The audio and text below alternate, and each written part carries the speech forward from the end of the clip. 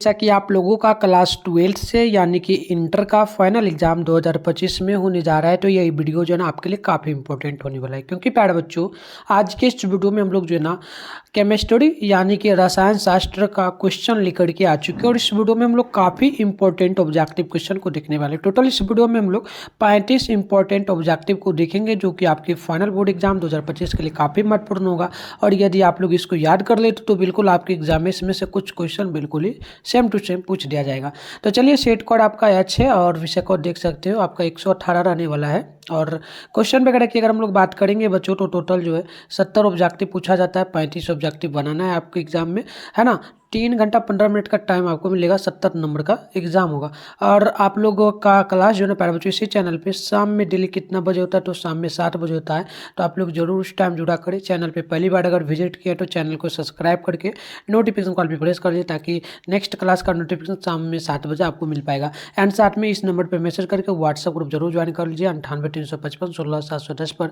आपको अपना नेम, जिला का नेम, क्लास 12 साइंस लिख के भेजना है, हम आपको ग्रुप में भी ऐड कर देंगे। तो नंबर देख लीजिएगा 98 355 16 710। चलिए फटाफट से हम लोग आगे बढ़ते हैं। इसका पेपर भी हम आपको डाउनलोड करने के लिए आगे सिखा देंगे बच्चों, ठीक है। तो चलिए स्टार्ट करते हैं। विद्युत कितने कूलाम्ब के बराबर होता है? एक फरादा विद्युत जो है यह कितने कूलाम्ब के बराबर होगा? तो बिल्कुल आप लोगों को याद रखना है, ये लगभग जो होता है जो है ना लगभग कितना होगा 9600 जो है ना, देख लीजिएगा यहाँ पर प्यारे बच्चों, है ना। ये हो जाएगा आपका जो है ना 90,665 के बराबर, यानी 96,500 कह सकते हो। ऑप्शन नंबर बी नोट कर लेना पहला नंबर का। और कमेंट बॉक्स में भी आप लोग इन क्वेश्चन का उत्तर बताते चलना, देखना आपका सही हो पाता है या फिर नहीं। क्वेश्चन नंबर 2 बोला लोहे का मुख है, इसके इनमें से क्या होगा? तो याद रखना है, लोहे का मुख का है आपका एक तो मैग्नेटाइट होगा, दूसरा हो जाएगा सिलेराइट और तीसरा हो जाएगा हेमेटाइट, यानी कि इनमें से सभी आप लोगों को ऑप्शन नंबर डी जो है नोट करना है क्वेश्चन नंबर 2 का। आगे बढ़ेंगे। क्वेश्चन नंबर 3 यहाँ पर बोला गया कि अल्कोहल बनने में एल्केन के एक हाइड्रोजन को किस ग्रुप द्वारा प्रतिस्थापित किया जाता है? तो आपको 3 नंबर का भी याद रखना है। ऑप्शन नंबर ए हो जाएगा हाइड्रोक्लोक्सिल ग्रुप, यानी ऑप्शन नंबर जो है ए नंबर बिल्कुल ही राइट हो जाएगा। आगे अगर हम लोग देखेंगे क्वेश्चन नंबर 4 बोला गया, 4 नंबर जो आपसे बोला जा रहा है, बोला बताइएगा कि संक्रमण तत्वों को और भी नाम से जाना जाता है। देखिए संक्रमण तत्व का और कौन सा नाम है, ये आपसे पूछा। तो देखिए संक्रमण तत्व का एक और नाम होता है, ये नाम होता है डी ब्लॉक, ठीक है। डी ब्लॉक के भी नाम से जाना जाता है। तो ऑप्शन नंबर ये सी में दिया जा रहा है, ऑप्शन सी आपको नोट करना है 4 नंबर क्वेश्चन का।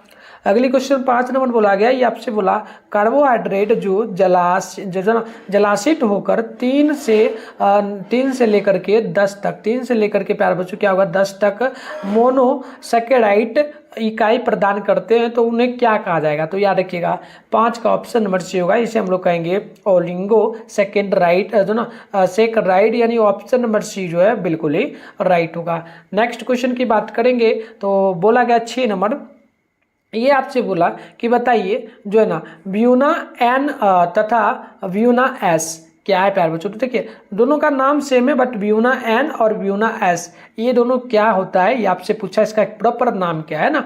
तो 6 नंबर का ऑप्शन नंबर आपको बी नोट करना है, ये संश्लेषित लवण है। ऑप्शन नंबर बी जो है बिल्कुल ही आप लोगों को याद कर लेना है। बात करेंगे 7 नंबर क्वेश्चन की, तो ये आपसे बोला पेट में अत्यधिक अम्ल को बनने से रोका जा सकता है, किसके द्वारा? है ना, पेट में अत्यधिक, यानी कि हमारे पेट में अत्यधिक अम्ल बन जाता है, उसको रोकने के लिए हम लोग क्या कर सकते हैं ना, किसके द्वारा रोक सकते हैं, ये पूछा है। याद रखिएगा ये जो ना प्रत्यय अम्ल के द्वारा हम लोग रोक सकते हैं। ऑप्शन नंबर ये बिल्कुल राइट होगा। क्वेश्चन नंबर 8 है CH3COOH का IUPAC नाम बताना है।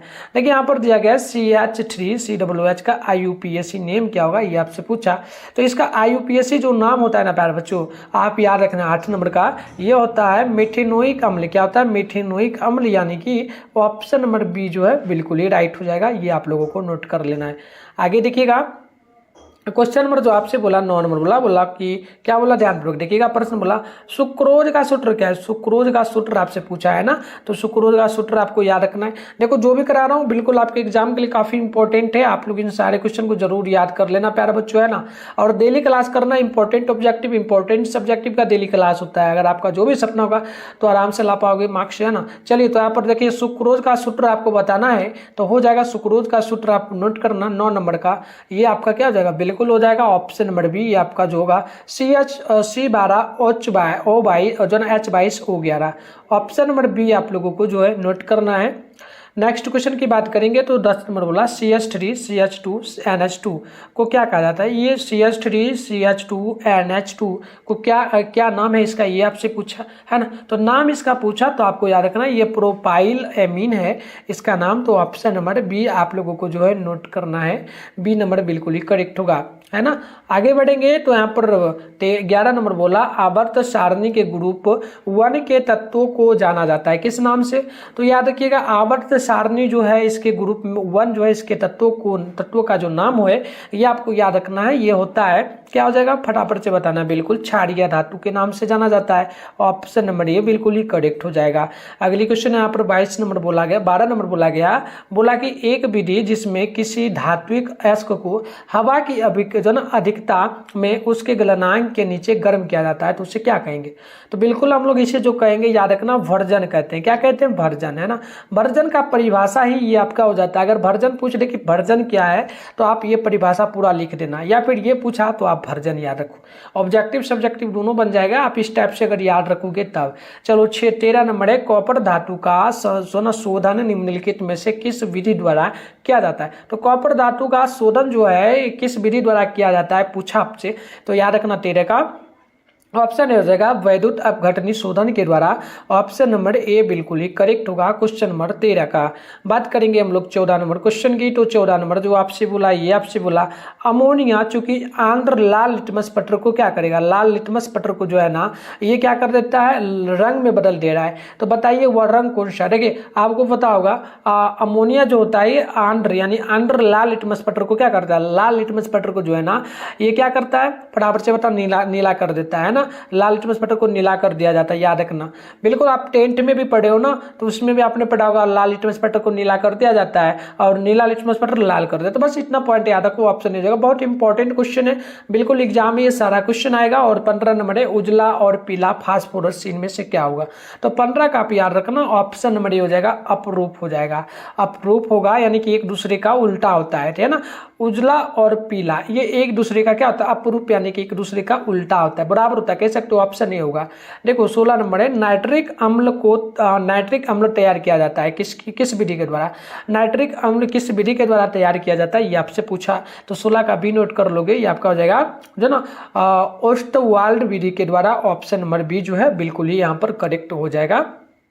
आगे हम लोग बढ़ेंगे तो 17 नंबर बोला नाइट्रिक अम्ल का सूत्र क्या है, नाइट्रिक अम्ल का क्या फॉर्मूला है ये आपसे पूछा। तो 17 का याद रखोगे HNO3। ऑप्शन नंबर हो जाएगा ए नंबर बिल्कुल ही करेक्ट क्वेश्चन नंबर 17 का। नेक्स्ट क्वेश्चन है 18 नंबर, ये बोला K4 और यहाँ पर बड़ी ब्रैकेट में Fe, छोटे ब्रैकेट में CN6 ओपन हो जाए, बंद हो जाएगा ब्रैकेट। और इसमें पूछा कि Fe की ऑक्सीकरण संख्या बताइए। Fe की ऑक्सीकरण संख्या क्या हो सकती है आपसे ये पूछा है ना, लोहा। ठीक है बताओ क्या हो जाएगा। देखो यहाँ पर 18 नंबर है, आप अगर देखोगे तो बिल्कुल ये 2 हो जाएगा। क्या हो जाएगा, 2 होगा। क्यों 2 होगा, एक चीज मैं आपको कंडीशन बताता हूँ। देखो यहाँ पर जो है 2 जो है 4 जो है ये 2 से पूरा का पूरा भाग लगेगा और प्लस से ही लगेगा, पूरा पूरा कट जाएगा। 6 भी 2 से पूरा पूरा कट जाएगा, तो प्लस से कट रहा है तो हम लोग कहेंगे प्लस में 2, है ना, प्लस में 2, है ना। तो ऑप्शन बिल्कुल होगा, दोनों एक संख्या से कट गया, ऑप्शन होगा। आपको देखो आप पढ़ोगे तो थ्योरी के अकॉर्डिंग तो लंबा जाएगा प्रोसेस, लेकिन ऑब्जेक्टिव है, आपको ट्रिक के माध्यम से भी मतलब कुछ शॉर्ट में भी याद रखना पड़ेगा तभी होगा। तो वही मैं शॉर्ट में बताया हूँ आपको। अब आपकी मर्जी, जैसा भी आपको याद हो समझ लेना। चलो 19 नंबर है K3 और बड़ी ब्रैकेट में Fe, छोटी ब्रैकेट में CN6। इसमें एक क्या होगा, ये एक क्या है बताइए। तो देखिए आप 3 है 6 है, तो यहाँ पर क्या हो सकता है, फटाफट कमेंट करना। बिल्कुल उप संयोजक यौगिक है। उप संयोजक यौगिक कैसे हुआ, इसमें 3 है और यहाँ पर 6 है।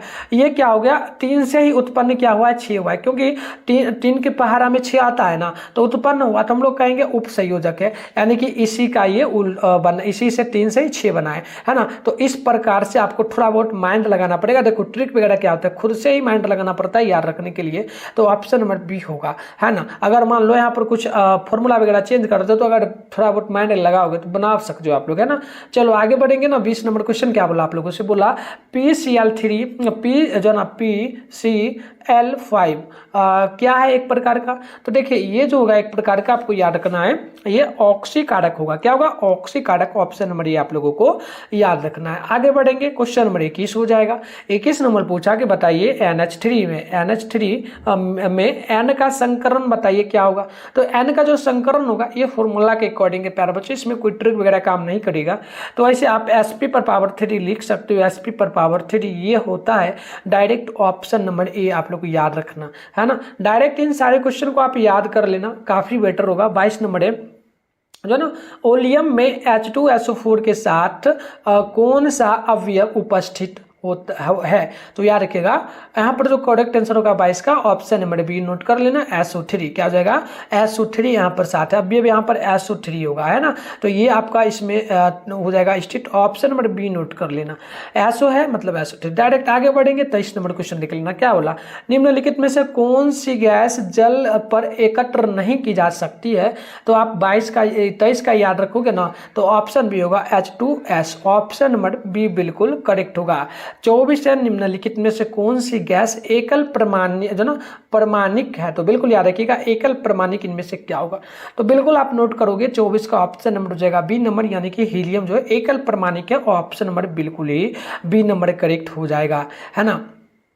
आगे बढ़ेंगे, He से हीलियम होता है ना, इसलिए। चलिए आगे बढ़ेंगे। नेक्स्ट क्वेश्चन हमारा हो जाता है यहाँ पर 25 नंबर पूछा आपसे, नाइट्रोजन और ऑक्सीजन क्या है। तो नाइट्रोजन और ऑक्सीजन जो है प्यारे बच्चों, नाइट्रोजन N2 होता है, NO2 है ना, और ऑक्सीजन O2 होता है। तो बताइएगा ये क्या है, आपसे ये पूछा। 25 है, बिल्कुल याद रखना वो धातु है, क्योंकि ऑक्सीजन भी नहीं चमकता है ना, और नाइट्रोजन भी नहीं चमकता है। जो चमकता है वो आपका अधातु कहलाता है, लेकिन ये आपका नाइट्रोजन और ऑक्सीजन वो धातु होगा, क्योंकि जो वस्तु नहीं चमकेगी, यानी कि जो जिस वस्तु से जो है ना चमकीला, यानी कि उससे किसी भी प्रकार का रोशनी उत्पन्न नहीं होगा, तो उसको हम लोग कहते हैं वो धातु। ऑप्शन बी आप लोग नोट कर लेना।